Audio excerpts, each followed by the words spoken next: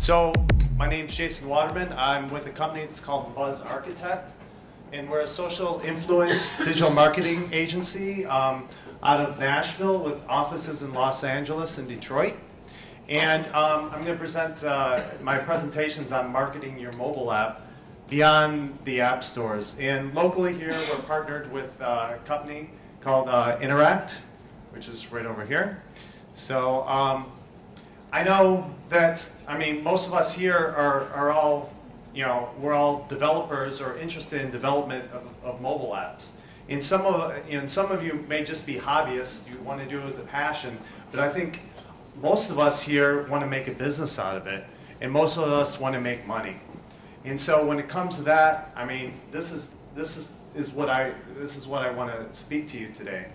And so when we're talking about positioning of mobile apps, in putting them in the App Store, a lot of people just take their apps right now and they put them up in the App Store and they hope to reach the top list, whether it's the top selling or the top rated lists here. But it's with 500,000 Android apps and over 500,000 iOS apps, it's a very difficult thing to do, and it's, to be honest, good luck if that's your only strategy, because you're going to need luck, like Lucky Phil here, but you really have to do something more, and this is what I want to talk to you about today. Us at Buzz Architects, we're developing mobile apps also. Obviously, that's why we're here. Most of the apps that we're developing are actually business-oriented apps, either business enterprise, which are used internally, or B2B apps. And ironically, these apps typically don't require any marketing because they're used internally to companies. As a matter of fact, to date, we have not marketed one mobile app. So why am I presenting to you today about marketing your mobile apps? Well, I'll leave that up to you to decide as we kind of go through here. Maybe first a short story. So we see a familiar iPad. Everyone knows that. It was only 2 years ago that the iPad was launched in 2010. And living in LA at the time, so you saw billboards like this all around town. So, and then you'd be driving down the road and you see another one and another one. And then, okay, in between we're also Hollywood, so we're selling some movies, a couple movies out there. But then you see more iPad billboard advertisements and more and more. And so the question is, and this is in Los Angeles, and the exact same thing was repeated in San Francisco. So why did Apple take the strategy? Why does Apple put so much advertisement in the markets where people already know what Apple products are and people already get it? Anyone have any idea? Anyone venture any guesses? Yeah, awareness. Awareness. So, but aren't these people already the ones that are aware? In Silicon Valley, in San Francisco, the heart of Silicon Valley, they should already be aware. Wouldn't they be better off to market in Iowa, or maybe, I don't know, they're too busy in the cornfields? It's about exposure effect, to see more and more the same thing and desire to build on this and want to have it. That's a good point. Getting hit multiple times, but again, why Los Angeles? Why San Francisco? Because they can afford it? Yeah, well. It's a high traffic zone, so people tend to see it. No, this is true. So not only for people that live in Los Angeles, for people who transit Los Angeles. The business people who Yeah. come here to make business in San Francisco, they would see it and take the information back home. Yeah, and I think you're starting to touch on the direction. The real reason behind this is in these markets, these are where the influencers live. Whether it's the business influencers, the tech influencers, the celebrity influencers, the tech bloggers, the writers, Of course, the regular celebs, television, radio, the hubs are in these places. And the idea is, if you can get these influencers who have a lot of followers, whether it's online or offline in other mediums, then if they adapt this technology, their followers will. And the idea behind that is, the idea behind that is something called social influence marketing. And so, if the result's an exponential effect. If one person influences 10,000 people, then 10 such people can influence 100,000 people. Isn't that exactly what you want to do with your mobile app? Wouldn't you rather reach out to 10 people rather than 100,000 people? And really, this is such a big thing, because when you're talking about marketing, when you're talking about developing, I know a lot of people, your passion's actually developing, but you look at, okay, I got to do this dreaded thing called marketing. And whether it's yourself or you're working with a partner, you have to spend time on it, but you just don't want to spend time doing anything. You want to spend the time doing the right things. And so the idea of the social influence is that you figure out your target audience and figure out what the influencers are in those areas and go after them. Now, it's not that you can just, you can just go after them and Twitter, connect with them on Twitter or anything. You have to really cultivate a relationship. So, but this is one of the key things, as I go on, that we kind of will talk about. And the social influence marketing is one of the things that we do. So let me tell you another little story or a little analogy here. A couple trends that are going on out in California, in the Valley, and also in Los Angeles, which kind of affect what I want to talk about today. So over the last year, there's been a number of big IPOs, of course, where the companies Zynga, Groupon, LinkedIn, Pandora, Yelp, Dropbox, and of course Facebook have went on the stock market. So with that now, all these young tech people in these companies who had stock options now are newly minted multimillionaires, right? Before it was just only on paper, but now they actually have cash in their pocket. So what's happening, of course, because they're in their 20s and early 30s like you, what are you going to do? You're going to buy things. You're going to buy your mansion, you're going to buy your fast car, but what's happening is they're not only buying things in the Valley, or buying their house, they're actually buying second homes. And the trend right now is that they're buying homes in Los Angeles area. And so, in fact, Google's just opened up a place in Venice Beach right here, but in recognition of some of the stuff going on. So that's one trend. Another trend that's been happening for the last couple of years in Los Angeles is the tech community has been coming up. Traditionally, it's just been entertainment in Los Angeles.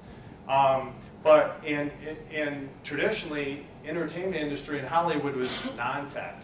But with everything going digital and also marketing going digital, there's a lot of tech startups that have started up, but now they're forming an ecosystem, something like that what's going on in Silicon Valley. And they're calling it Silicon Beach. And it's because the most part of it is happening right along the beach here. And from Manhattan Beach to Venice Beach up to Santa Monica. And it's not just, the Purple show these startups. There's over 600 startups that are somehow registered with this. But it's not only the startups, it's the whole ecosystem. You have the angel investors, you have the accelerators, you have all this coming around exactly like in the Valley. So you have these two trends. You have these tech titans from the Valley now coming down to LA. You've had the scene that's been coming up in LA, the Silicon Beach scene. And so what's the end effects? What's what's the trends which are coming out of this? A couple of them are the obvious ones. So the tech celebs are now mixing with the Hollywood celebs, and they're kind of hanging out, okay, and meeting up. In some cases, there's actually some business going on here. And so what you're seeing is a number of entertainment celebrities are actually investing in these startups. You know, a couple high-profile ones, Justin Timberlake, so with MySpace, so him and a couple partners have bought MySpace and have relaunched it as an entertainment social network. And Ashton Kutcher, he's actually a big startup investor. He's done Airbnb, Foursquare, Path, Flipboard. So that's the first trend. The second one is, well, the next thing, and probably more interesting beyond that, and more in what I want to talk about today, is the way that these tech companies are actually being marketed now is beginning to change. And these tech companies now are being marketed more like movies are being marketed in the past. And so you've seen this already, maybe in the last couple of years, with video games. For those of you who play video games, when you look at the advertisements for video games, how are they advertised with the video? It looks like movie trailers, right? I mean, it's really advanced. In some cases, it's not even the game at all that they're watching. They're just making something to get you interested, and you buy it, and you're like, that's not what I bought. That's not what I thought I bought. But the idea is they're using these techniques from the movie industry to actually market, to market the video games. And my contention is that you can use some of these same techniques to market your mobile apps. And so that's what I want to talk about today. Now, what makes me, knowledgeable in that area? Well, with our company, Buzz Architect, so we've done marketing for a number of movies in the past here. So some of them big, like we were involved in the marketing of the original Chronicles of Narnia, and it did $750 million dollars. So that was probably the biggest one. That was a few years back. Some other ones, Rocky Balboa, we did Madison, Secret Life of Bees, Polar Express, United 93, Ben Stein's Expelled, and some independent ones. More recently, I Am, No Greater Love, and this is actually my big business partner, his movie, his independent movie that he's working on. And so, again, the idea is that you can use some of these same techniques that we use to market these movies to market your mobile apps, and kind of that's the heart of what I want to talk about today. So before we actually start talking about the marketing concepts, I mean, and maybe this goes without saying, but you need to start with a great product.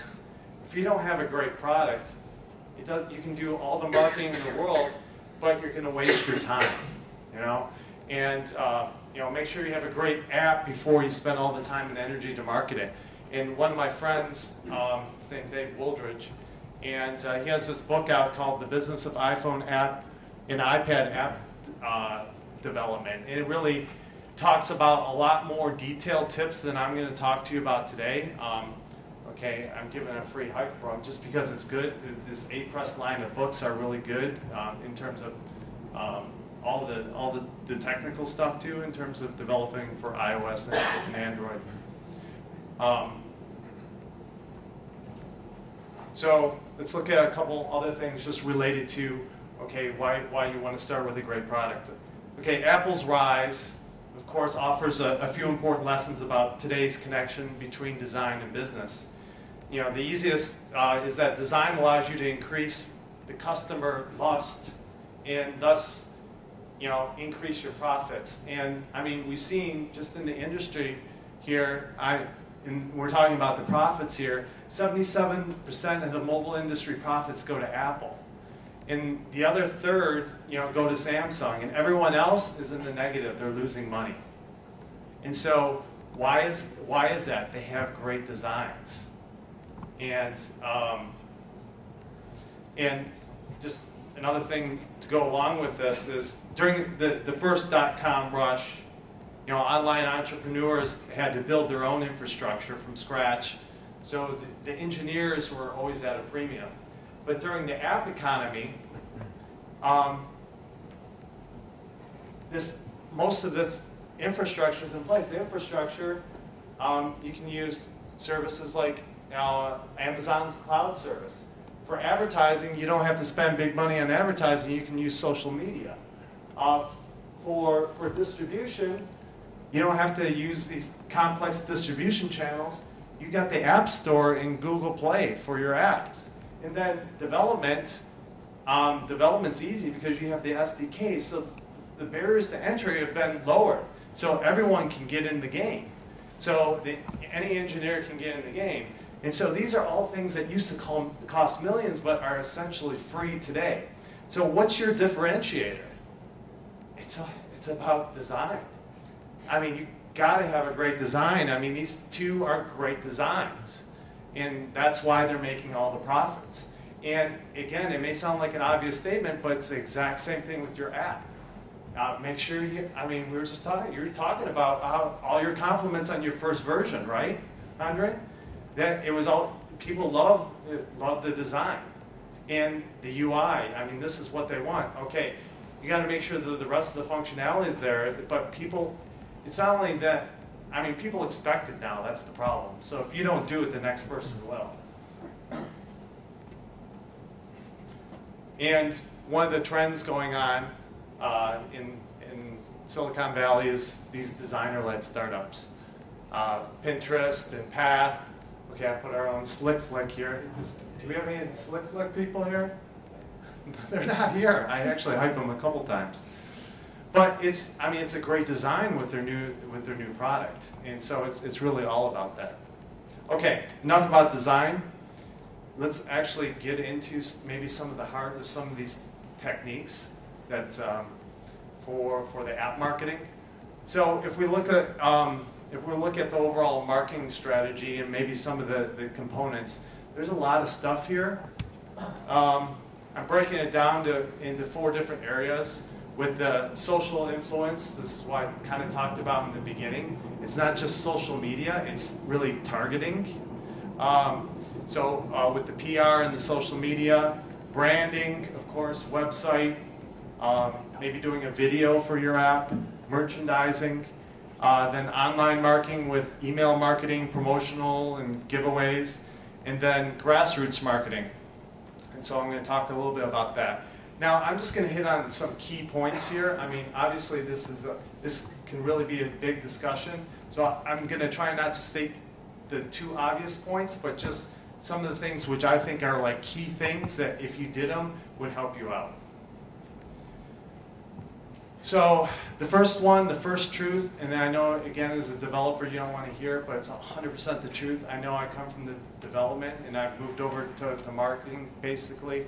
But you have to spend at least as much time marketing your app as you do building it. You have to do it. You have to put in that time. I mean, so you should try to enjoy the time while you're doing it and be smart with your time, but at least plan on spending at least half of your time. Okay, so let's look at a typical mobile app sales life cycle, and I would say this is probably a pretty good one if you reach this. And maybe a couple things on here just to talk about.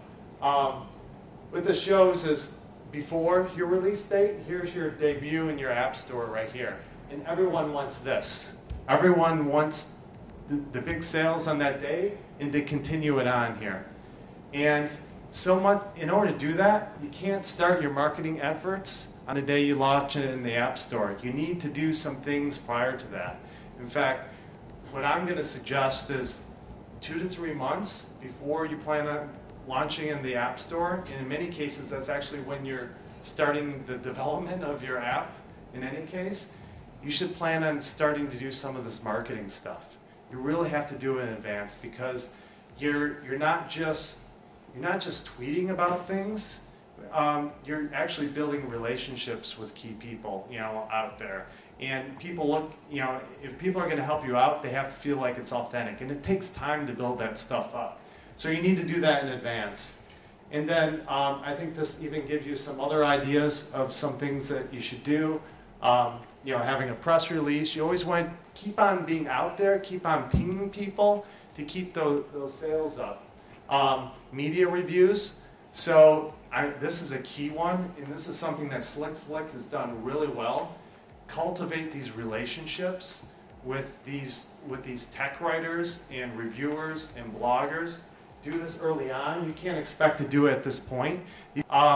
But you know, equally with that, it's the reviewers in these magazines, in these onlines. They need content.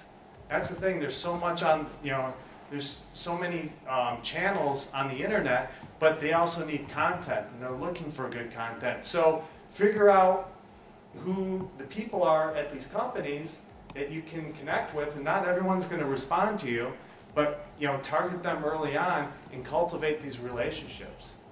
And maybe there's another tool. Has anyone used Cloud or knows about Cloud? Yeah, okay, so a lot more people. And this is, you know, they're all about the social influence marketing. In fact, they give you basically a grade, a score on what your social influence is out there. And they have tools by category, so you can find out, you know, depending on what niche of product that you're working on, who the influencers are on there, and maybe again you can cultivate some sort of relationship with them. Okay, so now I'm going to try and give you some actual examples of stuff that we've done movie-wise that touch on this. So with the social influence marketing, so we did this independent film, marketing for this independent film called I Am. And so, because this was a straight to DVD, and so getting the word out there is not easy. And so basically, you know, we were asked to, we were given who these influencers were, but we were asked to basically connect with 2,000 the key influencers that had to do with the genre of film that this was, and get them to just tweet about the product, you know. But this is such a key thing, just this PR strategy.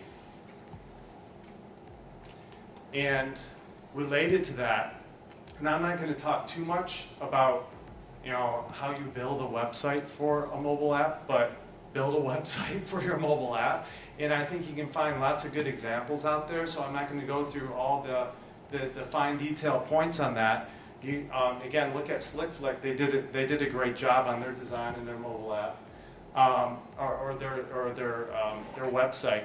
But I do want to touch on what I think are a couple of key components. And again, this is related to what we did for the movie marketing. So for the movie marketing, every movie has a website, and everything that we do marketing-wise, you want to drive traffic to it.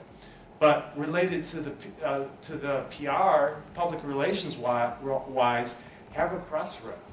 You want to have a press room. When these PR people come to your website, there's certain things at a professional level that they expect. They expect to be able to have, you know, official press release on here. They expect to be able to get high-res images, you know, for instance, for your logo and for your icon.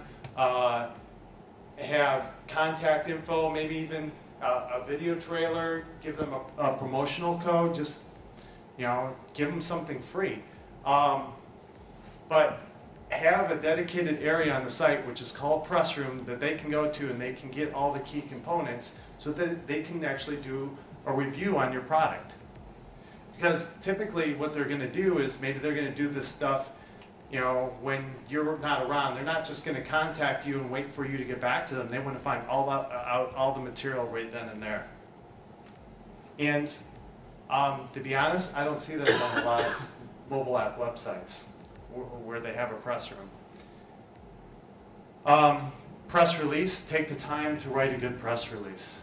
Now this is fancier than what you need. But I mean, when we're talking with these, when we're talking movies, you really need to be at a really high level. And so when we get lists of the journalists that we have in our database and everything, but take the time, write a good press release. There's plenty of resources out there that you can get in order to show you how to do that. and I know it's an app, but make a video. A lot of people are intimidated by that, but the easiest thing to go viral is a good video, you know? And so the videos tell the story. Be creative, you know? It doesn't have to be perfect. That's the thing out there right now. You know, so many viral videos out there, they may not look that great. I mean, okay, you're selling your product, so again, with the design, you want it to look good, but you want to get your word out there. Nothing goes viral like a video. And there's very few, I've seen very few cases where someone's doing this with their mobile apps, you know, but think about it, get creative, get feedback from people, but create a video. And you can, you can Twitter it, you can give it again to the journals so they can link it, and of course have that as a key component on your website, like we had here for the Rocky Balboa release here. And another obvious thing with a website that's going to market a mobile app, make sure that it's viewable on your mobile browser. Again, it sounds obvious, but I've gone to a number of websites for mobile apps, and they don't show up right on a mobile browser.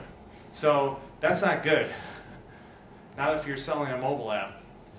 Interesting, or a key principle within marketing is right here. You need on average 7 marketing touches before your marketing gets through to someone. So people need to see something, to hear about it at least 7 times before they take any action. And I don't have all the answers on what to offer them, but be creative. Or you can also do something maybe later on in the life cycle where you're giving away free apps for a limited period of time, and that goes out on Twitter. And the idea is promotions easily go viral. So it's really a great use for, it's a great marketing technique.